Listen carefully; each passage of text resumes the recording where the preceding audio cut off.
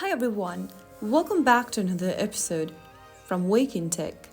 Today I'm going to be guiding you through how to change background in Picsart.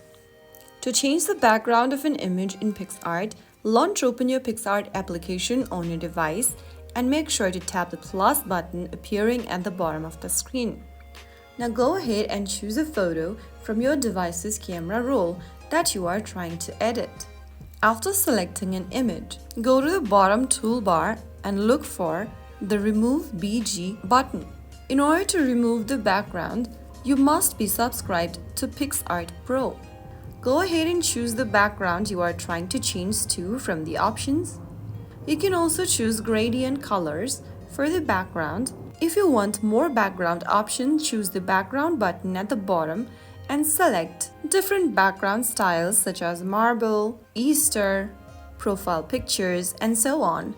After making the changes, tap on Apply at the top right corner, but make sure that you are the Pro subscriber for Picsart so that you can try out all of these background changes. So that's how you can easily change your background on an image using Picsart. If you found the video helpful, don't forget to like, share, and subscribe the channel for more Picsart tutorials.